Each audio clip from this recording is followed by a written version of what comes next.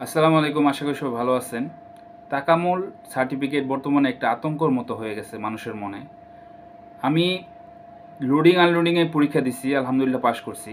তো যেই বিষয়গুলি আজকে শেয়ার করব আপনাদের সাথে, কিভাবে পরীক্ষা দিছি, কোথায় পরীক্ষা দিছি, কি প্রশ্ন আসছিল এবং প্র্যাকটিক্যালি কি প্রশ্ন বা কি আসছিল, প্র্যাকটিক্যালি কি করতে হয়েছে, আমি বিস্তারিত এই ভিডিওতে আলোচনা করব যেন ভিডিওটা দেখে আপনারা উপকারিত হন যার পরীক্ষা দিবেন। এখানে প্রথমে বলে নেই, আতঙ্ক হওয়ার কিছুই নেই। কারণ পরীক্ষাটা আমি যেখানে দিয়েছি আলহামদুলিল্লাহ খুবই সহজভাবেই হয়েছে, আমি পাশ করছি। আর তাদের ব্যবহারও খুব ভালো ছিল। তো পরীক্ষা দেওয়ার আগে আমি 3 দিন ট্রেনিং নিয়েছিলাম আমাদের এই ক্যানিগঞ্জ টিটিসি থেকে। এটা আমার খুব উপকারে আসছে, কারণ টিচাররা এখানে শিখাইছে, প্র্যাকটিক্যালি দেখাইছে, নাম জানাইছে এবং কম্পিউটারের মধ্যে কীভাবে প্রশ্নগুলি থাকতে পারে সেগুলি দেখাইছে। তো এটা আমার খুব উপকার আসছে। তো আমি পরীক্ষা দিছি বাংলাদেশ কোরিয়া টিটিসি, যেটা টেকনিক্যাল মোড়ে, ঢাকা টেকনিক্যাল মোড়ে অবস্থিত।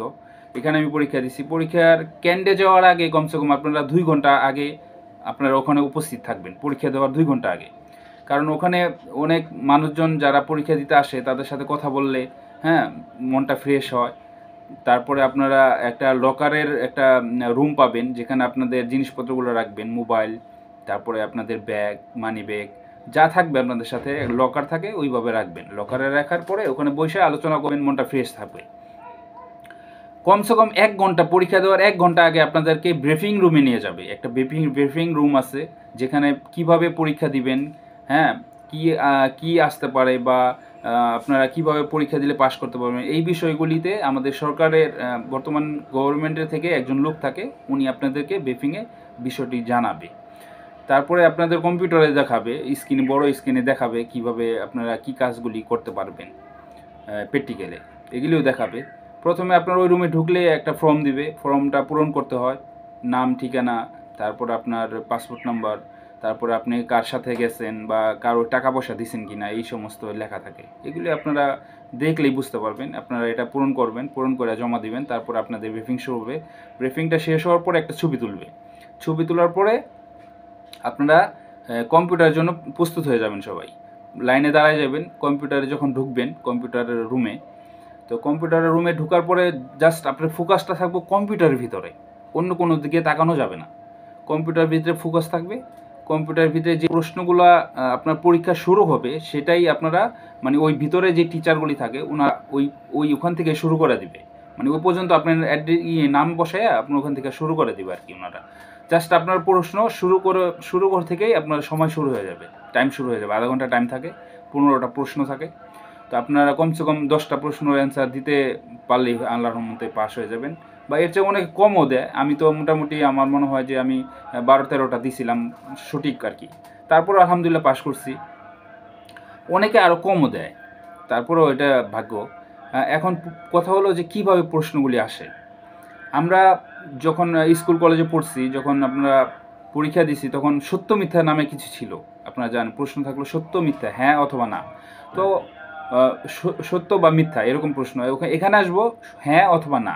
মানে আপনাদের এমন একটা প্রশ্ন থাকবে, যেমন আপনার হ্যান্ড ট্রলি, এই হ্যান্ড ট্রলিটা কী কাজে ব্যবহৃত হয়, এইভাবে একটা প্রশ্ন থাকবে। যেমন হ্যাঁ, মানে বলে দিবে যে ওইভাবে কাজে ব্যবহৃত হয়, বা হ্যান্ড ট্রলিটা এই কাজে ব্যবহৃত হয়, হ্যাঁ অথবা না, এইভাবে প্রশ্ন থাকবে। তো হ্যান্ড ট্রলিটা আমরা জানি সাধারণত হাত দিয়ে মাল টাইনে নিয়ে যাই এক জায়গা থেকে আরেক জায়গা, এরকম একটা প্রশ্ন থাকবে। সঠিক উত্তর দিতে হবে কি হ্যাঁ অথবা না। এই বিষয়টা অনেকেই জানে না। যেমন আমাদের কোনো ইউটিউবে আমি খুঁজে পাই না এই বিষয়টা, যে হ্যাঁ অথবা না প্রশ্ন থাকে। এই বিষয়টা আমার জানা ছিল না। তো আমি ওখানে যাওয়ার পরে প্রশ্ন পড়লাম, পরে হ্যাঁ অথবা না যেটা সত্য সেটা আমি দিলাম। তো এইভাবে থাকবে প্রশ্ন। আমার ছিল 6টা প্রশ্ন ছিল, হ্যাঁ অথবা না। তারপরে প্রশ্ন থাকবে আপনার কিছু ছবি দেখাবে। যেমন একটা লোডিং আনলোডিংয়ের একটা মেশিন, যে কোনো একটা যন্ত্র মেশিন দেখাবে, যে লেখা থাকবে যে এই জিনিসটা কী কাজে ব্যবহৃত হয়, এরকম লেখা থাকবে। তারপরে আমার একটা ছবি ছিল কলমের।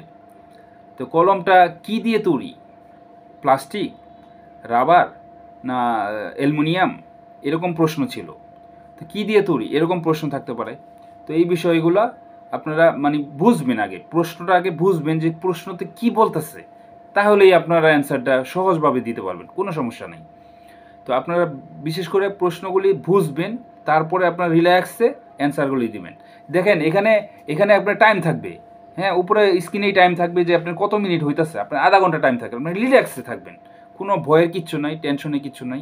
সুন্দরভাবে প্রশ্নগুলো পড়ে তারপর উত্তর দিবেন, একে একে উত্তর দিবেন। তো আল্লাহর রহমতে কোনো প্রবলেম হবে না, কোনো ভয়ের কিচ্ছু নাই, ভয় পাবেন না। তারপরে আপনার পরীক্ষা শেষ হওয়ার পরে আপনার বের হয়ে চলে আসবেন, বের হয়ে আপনার প্র্যাকটিক্যালের জন্য চলে যাবেন। তো প্র্যাকটিক্যালে যখন আপনারা চলে যাবেন তখন প্র্যাকটিক্যালে কী কী পরীক্ষা থাকতে পারে, কীভাবে পরীক্ষা দিলে আপনারা পাস করবেন, সেই বিষয়ে আল্লাহর রহমতে আমি পরের ভিডিওতে অবশ্যই জানাবো। আমার ভিডিওটা অবশ্যই দেখবেন, পরের ভিডিওটা আপনারা আমার চ্যানেলটা সাবস্ক্রাইব করে রাখবেন, তাহলে আমার পরের ভিডিওটা দেখতে পারবেন। আশা করি আল্লাহর রহমতে আমি যেভাবে পরীক্ষা দিছি এভাবে পরীক্ষা দিলে সবাই পাস করবেন। ভালো থাকবেন। আসসালামু আলাইকুম।